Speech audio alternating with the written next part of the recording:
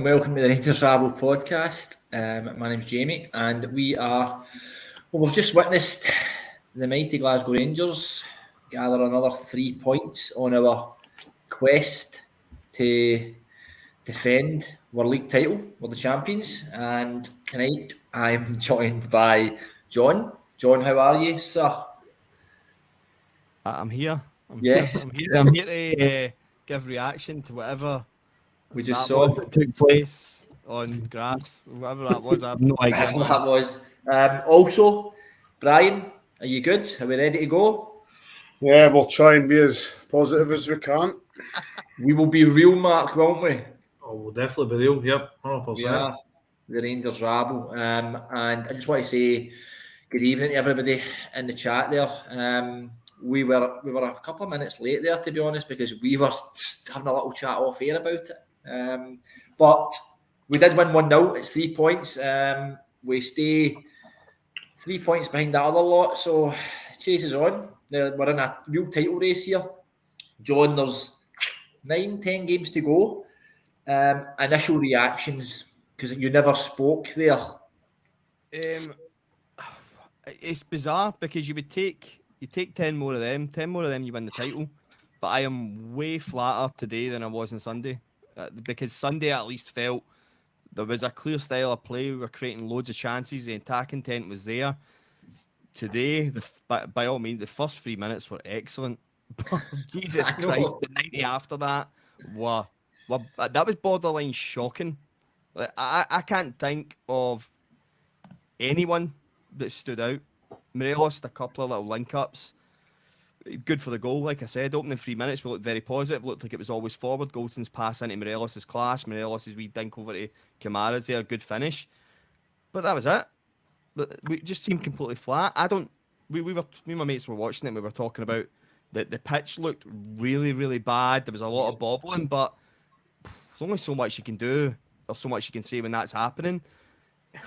Just really, really flat. That was as poor as it's been, and I don't know if Twitter's ever really trended, but fucking make a sub must have been the most used tweet.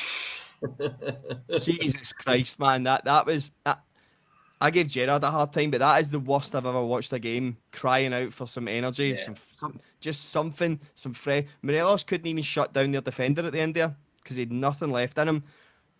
I don't know what you're feeding Arfield. I don't know what Arfield's GPS is showing up when he's doing training, but that boy is fucking flat out on his feet and shouldn't be playing. He just shouldn't be. The whole team looked flat. The whole team looked knackered, and we've got 5 subs, and you're not using any. You're watching a team use 5. I've just watched Celtic have comfortably won 2-0, rotated 5 players, made 5 subs. We are flat out using the same team consistently, and I don't know if it's just because he hates. He's just so unimpressed with what's available behind that. But yeah, I think we'll maybe spend a wee bit more time talking about the lack of subs. It's probably the biggest thing that's come out at the back of that. John's just touched on it, Brian. But your initial reaction. Let's talk about the start of the game because John touched on it. We did start the game really, really well, and I thought we're looking good here. Culminates in what was an absolutely fantastic goal by Kamara. Yeah, it was sharp. It was high press and high energy. Nice sort of 1-2s, quick touches, as you say. Nice flick from Morelos, and Kamara was on it in a flash and tucked it away. It was a great start, but as you say, from then on it was flat. As John said, I mean, how some of the guys even started, like Arfield, I mean, we were asking for him not to start against Hearts, and he started there and finished the game there. And then he plays another 90 minutes tonight. I mean, other guys in the bench can't be doing much on the training ground if they're not even getting a 5 minutes or 10 minutes in this game. Mark, Brian's made that horse noise about 3 times there. Is that how you're feeling now? 100%. It was like watching 2 pub teams. I said in the chat, it was just a slog. It was just, and do you know what? St Johnstone, that was their tactic. Their tactic was to make it a dogfight, and that's exactly what it was. But it was torture. And I mean, talking about subs, is Gio watching the same game we're watching? I mean, we're we're no technically minded, and we've not been in the game for years, and we've never been professionals. But come on, who's kidding who? You got to have a look at that. Kamara, the only thing he done going forward was score a goal. Apart from that, it was sideways. Artfield, knackered. Looks as if he needs a hot bath. Needs a night in his bed. Aribo, I thought Aribo done nothing all night as well. I think he's the same. I think Aribo needs a rest. Mark, let me stop you because you're going to take away all my points, and then we'll just end in 10 minutes, which I don't want to do. Just for starting price, it was just hard work. I mean, try and get at least 20 minutes out of this. It's going to be hard. That's why I just welcome everybody who's watching. Just thank you all for your continued support watching us. We've got our YouTube. We do our live stuff here. We've also got a tiered system on there if you want to contribute to the pod and help us out. There's some other stuff that goes on there, early doors. There's other interviews on there. We've got Patreon as well, which we put a lot of our audio stuff on. Anyway, you get your podcast stuff, just go there. Just hi to everybody. I've met Martin Batters, maybe that kind of one. He's just too quick for me on the highs. Tonight wasn't really the night for a high. We got the 3 points. It was a lovely finish from Kamara. I must admit, it's a couple of goals he's scored from weird positions. But John, the first half we go up 1-0, right? See, at the end of the first half, you could just see the way this game was going to go, and it was probably for about the 30th minute in. We knew the game was either going to go stay 1-0 or they were going to nick an equaliser. Because I thought at the end of the first half, St Johnstone came into it, they were the ones knocking the ball about a bit better than we were. 100%, and we're lucky they didn't come out the traps the way they did after the 4th minute, because that second kickoff was totally different. They pressed us about 20 yards higher up the park, and we had zero answer for what we were doing. That'd have been a 0-0 game if they'd started like that, and it really worries me because that's a clear pattern teams can just now deploy against us. Place 2 strikers, presses high, and we'll not be any the wiser. It was so flat and so poor. Again, I kept watching the ball. It did look like every time it went to someone's foot, it bobbled up to a shin, which isn't an excuse, but to be fair, when you're playing in the top flight of any league in the world, you shouldn't have shite pitches, and that pitch is a disgrace. You've seen it when Goldson looked flat out on his feet and just said he was knackered at the end. That pitch was a riot, and I don't know if that's had a massive impact, because obviously we're coming straight out of this, so we don't get to hear what any of the players are saying, what the managers are saying. It did look for both teams that pitch was a real problem. But, my God, like, if a team... We're going to have to go to a lot of dodgy pitches between now and the end of the season. That was Dundee United was the same. Ross County was the same.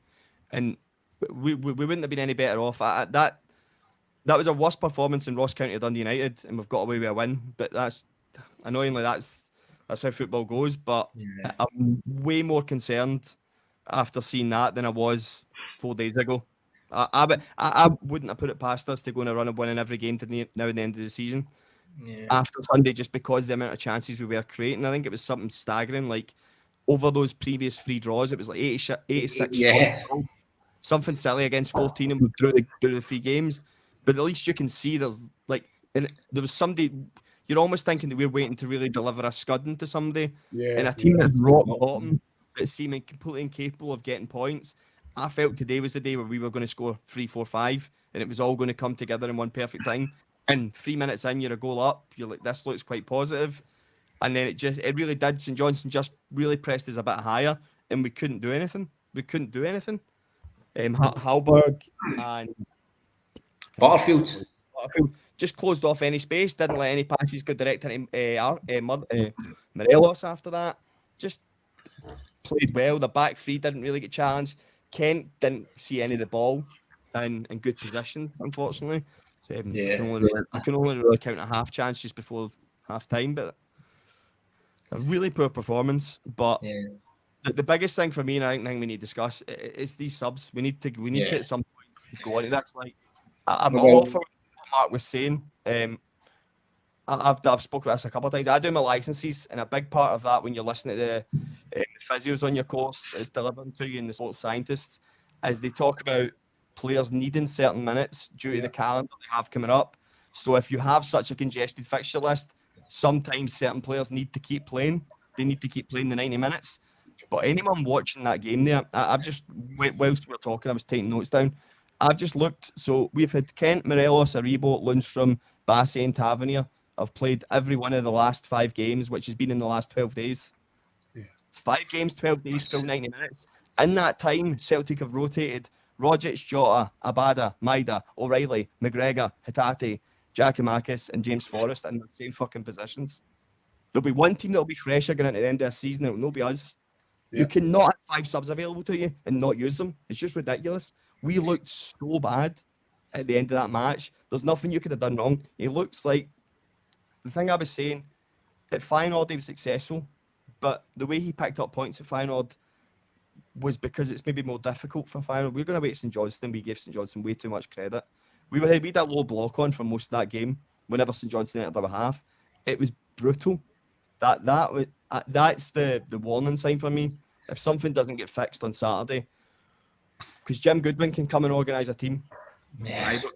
Aberdeen side, I know they've been beat today, but that's a totally different game plan what they'll do to us. They'll come in and sit in and frustrate us. If they put 2 strikers up against our back, I don't see how we create chances on Saturday. If they watch that game against St Johnstone, they've got their game ready to go. That's our first win away from home since December the 12th, I think. Was it Hearts we beat 2-0 at Tynecastle? December the 12th. Now is that a run of 5 away games or something like that league I'm talking about here? So we did get the result. But for me, John, you've touched on it twice here. I feel a wee bit more despondent there now after watching that, Brian. Yeah. And I have done that. I mean, the last 2 draws, I was raging, and there's a different feel here. I feel a bit like dejected, as if I know what's coming over the hill in the next 8-9 games. If we continue to play like that, Brian. Well, as John was saying though, even in the games we drew, you could see something in them. That, we were piling on pressure, 20, 30 shots, 60 touches in the boxes. Rubbish stats silly stats like that. You could see there was a bit of substance to it, but you can't keep sending the same. You can't keep sending the same people to the well all the time on the pitch. You need to give them a rotation, even if it's 15, 20 minutes. Give them an hour, take them off. Give them 65 minutes, take them off. You can't just. I mean, Arfield's mid-30s. There's a few other guys in that sort of category. You can't keep just ploughing them on on the pitch all the time and play them 90 minutes. It's not possible. Can't keep flogging them. I think we've won, right? I know we don't want to be that, but I think this is going to need to be a bit of a more of a brutal podcast. I think, Mark, we won 3 points, right?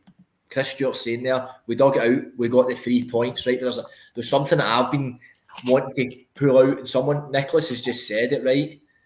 And this is not about, this is not about chastising any individual. We know players like Goldson's on his arse. We know how good a player and how influential Arfield has been for us. And I'm not even saying now that he's poor, but he looks like he's dead on his arse, Mark, Scott Arfield. And he's been asked to play again tonight. Did not think he would play at all this game tonight. No, I think it's one of these ones that you've got to look at a player and his age, and there's got to be somebody on that bench, even a fresh pair of legs. Our bench has got to be better than what St Johnstone have got on the park. Even for a fitness and a freshness point of view, you can't just keep, like Brian saying there, just keep flogging these boys. You've got to, what's the sports scientist doing? Why are the sports scientists not going like that? You need to rest him. Because I'll tell you now, if they're looking at stats on these players, then they've got to be going like that. Look, these boys need a rest. These boys is this the problem, maybe, John? Is this are they perhaps looking at a stat or looking at a microchip and saying, no, these boys can go, these boys can keep going? Is that the problem here? There's too much overthinking. Arfield could easily be in well within his zone to his limits. Arfield might not be flagged as being in a red zone. It's each individual is completely different, and see with the amount of games they've got. Training sessions might be lighter load, so players might have more energy in them coming off the pitch, and because they'll be. I mean, this will bore you to tears, but they'll be looking at all that data in real time on the bench. They'll know that Arfield's not tired. They'll know that, but you can still finger in the air, look at somebody and go, he looks fucked. Yeah. A blind man for a bus stop can see that. Do you know what I mean? It's no. So to me, it might be that they're showing fine. The energy levels are there, but he obviously, I mean, he obviously trusts Arfield's discipline.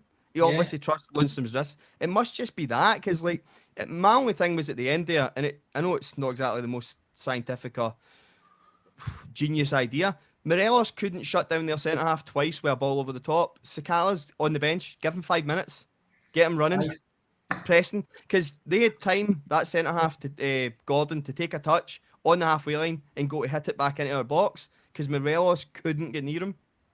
It doesn't it take, it's not a rocket science. Just get somebody on that can stop things happening and get us up the park for the last 5 minutes. But we won the game, so it's hard to argue. And the biggest thing with us coming straight on, I don't know what he said, and he might have been on that to Sky and criticised every player for a poor performance, and that wouldn't make it better. But you'd be like, fair enough, he's seen it as well. But I can't see it. Brian, we'll touch on I know you mentioned it a minute ago. Goldson scores a good header. Offside. Is that like our... Listen, it was offside from the replay, but it's like our third or fourth goal chopped off for an offside decision in the last couple of games. There is a wee bit of luck perhaps not going our way. When I mean luck as in Goldson just delays that by a nanosecond and he's onside. Yeah, it seems. Yeah, I mean, Alfredo had 2 chopped off at the weekend for offsides. Another one tonight. Yeah, it's just in front of goal, we just don't seem to be getting the rub of the green. You know, as I say, we've had 30 odd chances in goodness knows how many games, and we're just not scoring the goals. You know, we should be scoring far more than when we are. That's the problem. We're creating the chances, we just aren't scoring them. That's the bottom line. Whether it's confidence or just bad shooting or finishing, I don't know. I think you've took me into what I was wanting to touch on. I don't want to criticise the player because we know how good a player Ryan Kent is, right? But I watch all the Scottish games for our other podcasts we do, and I see a couple of boys at Ross County playing the same position, score goals all the time. We create a lot more chances. I think, correct me if I'm wrong, Matt, but I think Ryan Kent's won 2 goals this season. That's not good enough, and I don't care how good he's playing against all these brilliant big teams, the bread and butters in the league. And yet again, he's came up short again tonight. Although every time he gets the ball, he tries a little move to create a bit of space. But we need our players that surround Morelos to score more goals. We need a finisher, whether that's a Frank Lampard breaking for the midfield type of player or a wide-sided attack. Sakala, what's he scored, John? 7 goals or something like that in his last 9 appearances or something. Mark, we need more goals. And Kent's not giving us that just now. I think probably last year, I know we're harking back to it, but I think last year the goals get shared quite well amongst the midfielders and the forwards. And it's something that you can't put your finger on it. It's just, they're just no going in. It's not, I think it's not through lack of effort. I mean, even tonight, I think that the boys, the team gave a lot of effort. I don't think that was an issue tonight. I just think that it's as if they need, even Kent, I think, to a certain point, needs to be taken outside and given a wee rest for a game or 2 games, or even go, all right, he's done 60 minutes, let's take him off, let's rest him, let's get him to recharge his battery. I think probably Kent knows himself that his numbers aren't where they should be. He's got all the talent in the world, and it's as if sometimes just things aren't coming off for him. You can see what he's trying to do, as I said, and he's trying, and he's always looking for the ball, but it's just that wee half yard here and half yard there, and it's really, really fine margins. As I said, last season he was scoring and setting up goals left, right, and centre. So it's one of these things that it's really, really fine margins, and it just doesn't seem to be clicking with anybody in the kind of middle to front at all. As I said, Morelos, if it wasn't for Morelos, I think we'd be properly in the shit. I really do. Ian Ross, one of our members, so, and he said what we've probably expected him to say, John, I didn't see the need for a change. I don't want to bar Van Bronckhorst because he's the man. I don't care how we get there. He's the man that can take us over the line this season to the holy grail of defending this title, and it's still within our reaches. And listen, like you said, another 9-1-0 wins, we win the league. Yep. But I would rather he'd come out and said something like I was giving them a chance to prove me wrong, or they were, they weren't playing with like something else than he didn't see the need for change there. I think every Rangers fan did. Yeah, I mean, the only thing I can say in his defence, barring that simple ball over the top that Tavernier and McGregor seem to get mixed up on, St Johnstone didn't create anything. So if he's, I don't know what the context of what he said there. If it's just a direct question about subs, then it's maybe a bit lazy. But if they're talking about the game, maybe he is looking at it and going, they weren't creating anything. We weren't either, but they weren't doing anything. Like, they weren't really. They were lumping the ball up and hoping it would stick. They didn't create anything. They didn't open us up. There wasn't sustained pressure on us. It just felt uncomfortable. Like, it just felt like every time the ball turned over, you were almost waiting for a mistake to happen or a chance to happen. There was a couple of players kind of scaffing at clearances and a couple of broken balls. But it was like, maybe he's looked at it and went, to me, we weren't playing bad. I mean, they weren't getting shots on a goal. McGregor wasn't having to make saves. Maybe that's the context in what he's saying. But for me, like, we all asked for this 5 subs to be had. We all asked to be given 5 subs. And we're not using them. We were crying out for them. Is it a trust issue, but does he not trust the boys that are sitting on the bench? Is that maybe what it is? Is it? I think that's it. I think he's not. Surely, obviously, let's face it, they're not his players. It's not his side. He's brought in 3 players, 4 players maximum, and none of them have hit the ground. So see tonight, maybe he just doesn't fancy them. He might not fancy them, he might see them in training, I get that, but we watch the games, right, and you see the impact certain players come in. Now, I'm not the biggest fan of Sakala. I think he's got a long way to go in terms of finishing, but what John was saying earlier, bring him on with 5 minutes ago, and if we are just lumping it, stretch the game, bring him on. Listen, I know he's only 18 and he's only played a couple of games, but even at some points, Aribo's another one who's not came back from the AFCON at all. He scored a great goal, but he's not came back for the AFCON at all, and I thought, we seen a lift at one point, Mark, and I thought even if you brought Lowry on, see an 18-year-old boy come on, commanding the ball, beating a few men, that would lift everybody else. 100%. He doesn't want to take a chance on that, and I thought he would maybe perhaps do that because he's the one that gave Lowry the chance. Yeah, I 100% agree with you. I think that to me, I actually thought it during the game. Why not? Why not take Maribo off and stick Lowry on? Why not do that?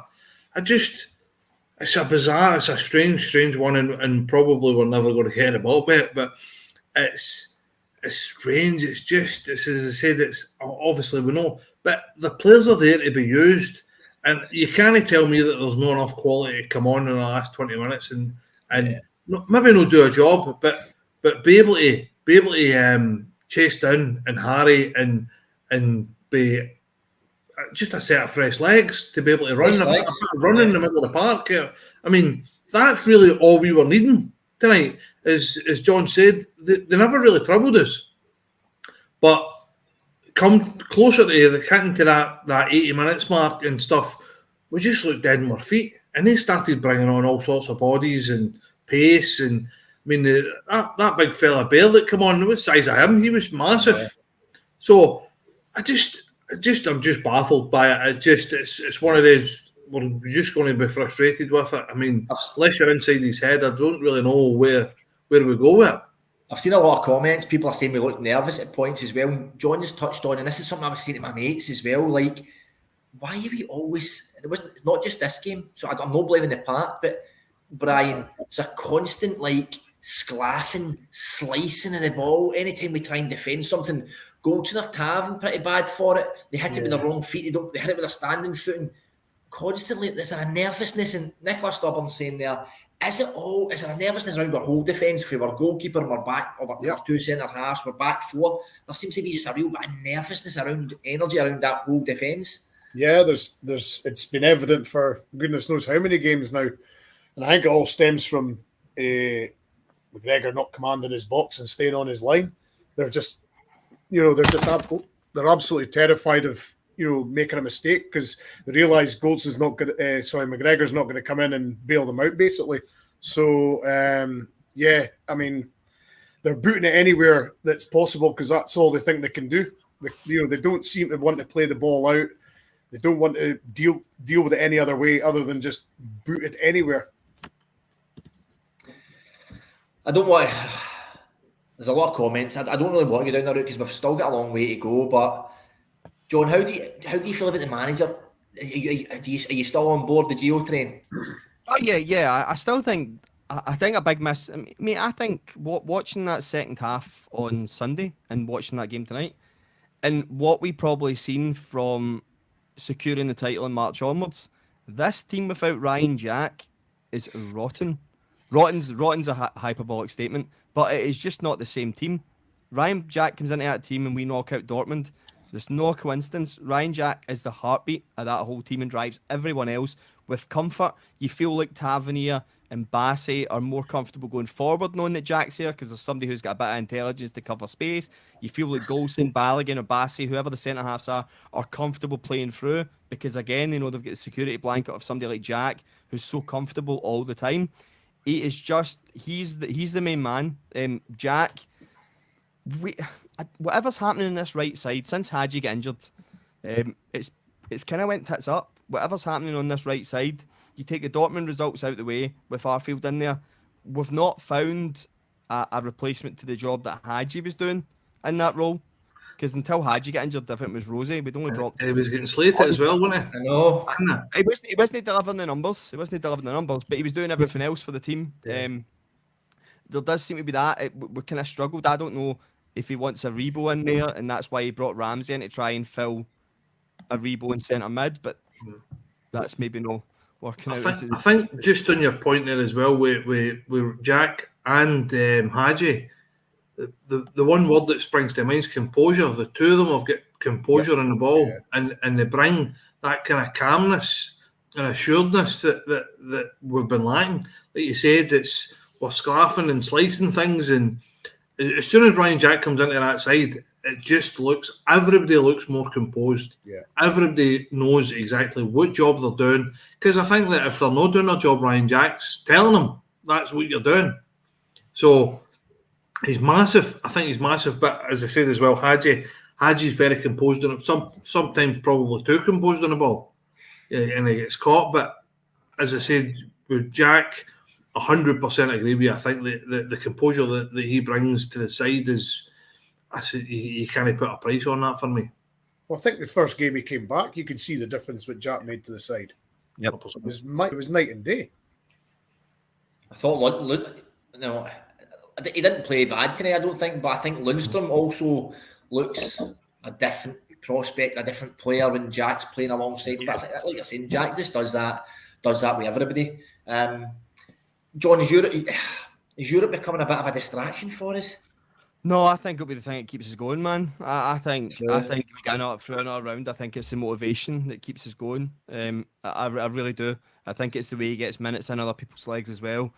It's just getting Jack. It's getting Jack back. It's getting Ramsey at some sort of fitness that he can participate. Because, see, even if we're only going to see him for 25 minutes a game over the next 4 or 5 weeks, it's better than him not making subs because he doesn't trust the people that are available to him. And Aaron Ramsey's a total game changer if we can get him up to speed. Yeah. Getting Jack back in the side fit is priority number one. He obviously likes Diallo, although he's not used him too much. I think he's letting him have his wee rest. I know he's injured now. Haaland have been injured. I think there's going to be players there that are going to feature more. I think we'll see more of this back three. I think he's choking for Haaland and Balogun and Goldson all to be fit at the same time. Yeah. Because I think he's put so much. I've thought this since the start of the season. Nothing's changed at Celtic. Their set pieces they showed against Dundee 2 weeks ago, and Bodo. Set pieces, they're so weak. They're so open. See if we go into that game. I think he's seen we go into that game with a back three, with 3 physical centre halves that are good in the air. We get our set plays, and that's what we're banking on as we did against Ibrox. I think we'll see that back three. I think he likes that. He's played it at Feyenoord quite a bit as well. 4-3-3 was his formation, but that was with a team that he built. I think after seeing what he'd done in Dortmund at that half-time, how well it worked, I think that back three might be something he's trying to get. He looks a wee bit, because it solves the Arfield problem, it solves that right-wing problem. Doesn't seem to trust Wright, doesn't seem to trust Sakala. I think the solution is you get Tavernier as a wing back, you get Bassey as a wing back, and you have 3 solid centre halves who can defend. I agree. I said that last night. I put a tweet out thinking I thought we would maybe have started to try and go for it again, maybe even tonight. But we've got Aberdeen now on Saturday, it is, isn't it, Brian? So this is another thing when we're not making changes tonight. We're going to need to ask the majority of these players to go to the well again on Saturday. You're bringing back probably Hollander and Jack now. Jack will come right back in, as you said, but Big Phil's another one who takes time to get up to speed, and he came in for half a game against, was it Anne? Then came in against one of the league games and looked a bit suspect. You think the big man's going to come straight back in? Well, I don't know. This will mean come this Saturday then, we're right in saying he's going to have Balogun, Hollander and Goldson available. So is he going to just jump on it like John's saying, Brian, and go with the 5 or the 3? No, I don't think he'll go with the 5 on Saturday. But I'd be surprised if he starts Hollander. I really will. But Jack will start on Saturday, definitely. Yeah. The team's crying out for him. So he makes, as you say, Lundstrom better. He makes Aribo. He just gives everybody that extra 10% just to go and perform as how they should. So there's no way Jack will not play on Saturday. He will play. No, I think so, Mark. And not just on that, I think we're crying. Morelos, I know Johnson maybe nobody any pass marks. I thought for me, I would have probably gave Morelos pass marks, other than he probably just needed to come off in the last 10 or 15 minutes, because a couple of the kind of boots up the park we done at the end, I was screaming for him to chase the ball down, but you could see his wee arse, he couldn't drag it across, and I think he was on his arse at the end up as well. But we're crying out for some goals from anywhere. I know Kamara scored tonight, but anybody other than Morelos and Tav. Yeah, that's a worry for me. A worry for me is if something happens to Morelos, where do we go? I like Roof. I think Roof is a smashing player. I think that I think he's a different player from Morelos, and I think that if you're going to play Roof, you need to change how you play the game, rather than the way we play it at the moment with Morelos. But as I said, it's a worry, because if he's not firing in all cylinders, then I worry where the goals are going to come from, and that wasn't the case last season. As I said, I don't know what's happened to Roof. Roof's like almost fell off a cliff. It's as if he's just bereft of confidence, and it just doesn't look like the same player at all. I think Roof's one of these players as well that needs 2 or 3 games to kind of get up to speed. But yeah. I don't know where you go. As I said, you can't just keep asking. Look, we've already said you can't keep asking these players to just play week in, week out, and no. Even if you're pulling them off at 25 minutes, at least to try and give them a wee bit of rest. But who do you? I mean, he's never once tried. I would try Sakala through the middle. I think his pace and his enthusiasm. All right, he's maybe not got the greatest touch in the world, and he's a bit rougher on edges, but sometimes that pays off. Sometimes the defenders don't know what he's going to do, and neither does he. So sometimes that works.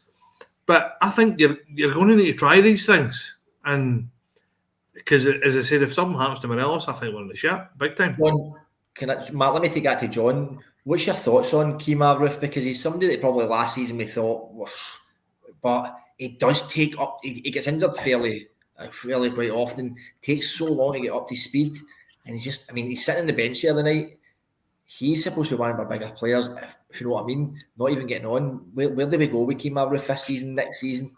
I don't know. That the Old Firm performance seemed to piss off Van Bronckhorst in a way that we don't seem to understand, because he's not been in the team since. So he's on that bench, sitting there, £6 million player, just sitting on a bench. It's a luxury. It's a luxury we don't really have, to be honest. I like Roof. I think Roof's excellent. I think Roof's hold-up play is perfect. You don't get the work rate out of him, but he's a clinical finisher.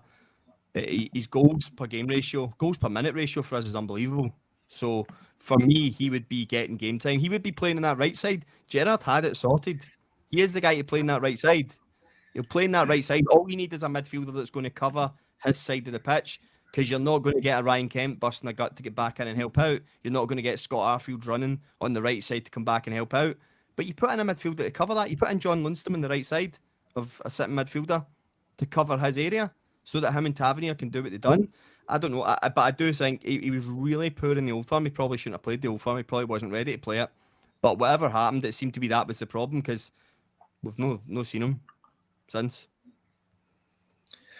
Aberdeen, we'll finish. I just want to touch on that before we finish. I don't think there's anything more we can say. Folks, I don't want, you know what, we've won 1-0, but we've only took off Aberdeen my last 2 games, Mark, 2 points. 2 points. It's not good enough, is it? Really not good enough. And you know what Aberdeen are like? They come. Well, Brian, you're up from up that neck of the woods. This is a cup final for Aberdeen. Only play 4 games It's a all season. that matters to them. It's all that matters to them. 4 games a season.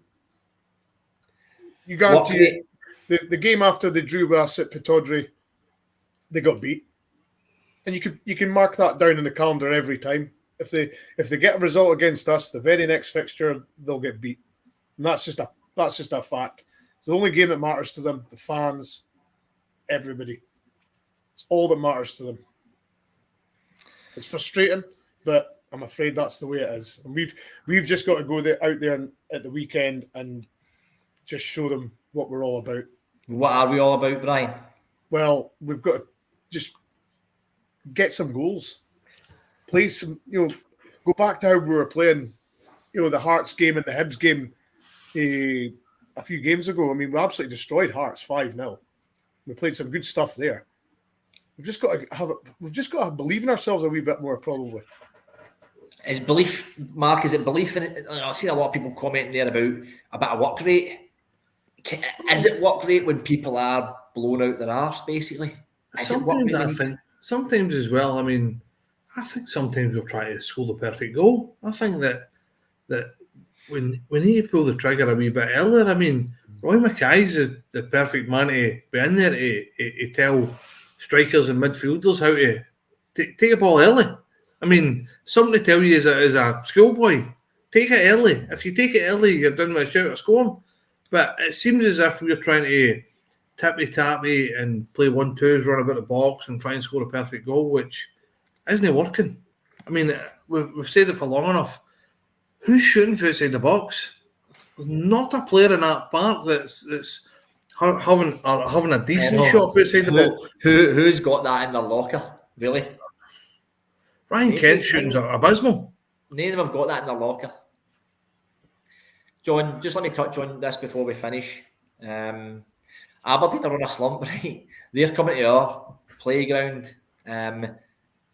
We did say, or we have been thinking, somebody's due to get a battering over the last 3 or 4 games. Is Saturday going to be the time for it, John? Tell us it is. No, mate. Aberdeen are 10th, but they're 4 points off 5th.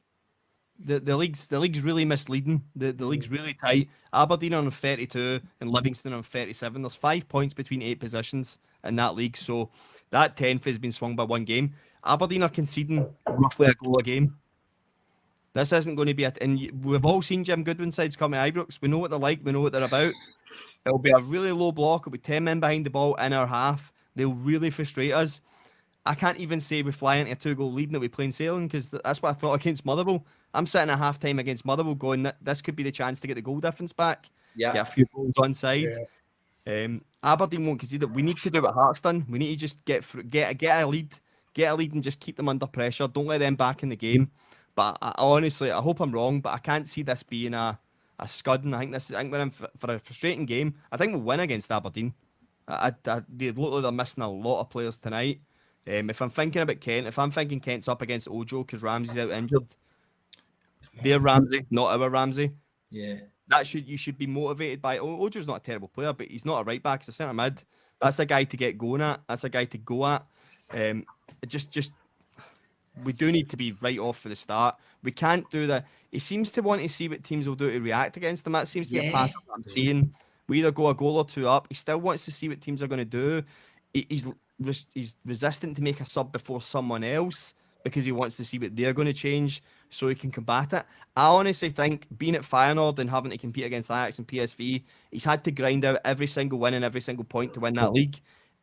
and now to the point where he's at Rangers, and I almost think it's like overthinking the opponents. Aye, you're probably right. There's such a gulf between what you're doing at Rangers and Feyenoord. We should be steamrolling teams. We just should be. Yeah. People hate that. Non-Old Firm fans hate that about the arrogance, but it's just the fact. True. It's just fact. We're better than yous. We should be steamrolling these teams. And even though we weren't getting results, I feel like we had been until tonight. We'll end it there. Mark, you want to finish us off with anything? I was just going to say that probably in my favour is it's going to be a decent pitch at the weekend. That pitch was horrendous, absolutely horrendous, and it's not an excuse because both teams are playing in it, but that was bad, and that doesn't play to our strengths. Our strengths are we're good in the ball in the deck, we're good at passing and moving, we're good when we've got a wide open space. Ryan Kent's good when he can run into space and stuff like that. It was just bobbly and it was horrible. And as I said, to try and pick some positives, I think that obviously Ibrox is going to be conducive to better football, and that's kind of more our game. So you hope that with the better playing surface and obviously the home crowd and stuff like that, you hope that kind of is going to give us a wee bit 10% more than what we had tonight. So hopefully that kind of gives us a wee bit more to look forward to going into the Aberdeen game. Brian, I just want to touch on what John, just because John put something in my head there. It's like Van Bronckhorst playing a wee bit of poker every game we play, score a goal where we sit back and we just defend this. Or I'm not going to make a substitute until I really need. I'm waiting for them to equalise before I make a substitution. Yeah. We just want them to go for it now. Just go for it. Press and attack and have teams killed off. Even the Motherwell game, 2-0 up, we're all sitting pretty. But it's almost like we stepped back in the second half and then the nervousness kicked in. If we just go for it full time. Absolutely. I mean, it's not. Let's remember this. Well, majority of this squad is the squad that went unbeaten last season, scudding teams regularly 3-4, 5-0. So it's not as though they haven't got it in their locker. This team to do it. Yeah. It's just a fact that for some reason they're just not believing in themselves this time. I don't know, but yeah, I mean, a performance on Saturday and on the weekend is absolutely paramount. Performance is paramount. Okie dokes, folks. I just want to thank everybody for listening. I know that might have been a hard listen. The game was certainly a hard watch. We got the 3 points. The title race, we're in a title race. Listen, we are in a title race. All of us have witnessed title races in my life. This is like back in the 90s, Jamie. Exactly. This is what we've lived this before. We've done it before. So starting Saturday, and we couldn't have got a better team to come and play us on Saturday to kick it back off again. Yeah. And we just go forward and we'll see what it brings. We are back probably around Friday at some point with the preview show. We'll come out a wee bit later on Friday night and then we'll have a match reaction on Saturday afternoon anyway. But just want to thank everybody for listening and for supporting us. John, thank you, mate. Good rant at the start, man. Nice to hear you get that off your chest. Cheers. Marky boy, it was John instead of Wilf. Yeah, John went all Wilf on us there, didn't he? I thought you were going to see like a hanky getting past it and John. Anyway, all joking aside, guys, we won 1-0. I had to change it up, mate. Too positive, being a Celtic fan. These are all the things that I get thrown at me consistently in these comments. I see every one of you in the comments. I see you every week. I had to mix it up. Good. Listen, thanks everybody for listening. Lads, thanks for joining us in. I appreciate your time there. And we will see everybody over the weekend.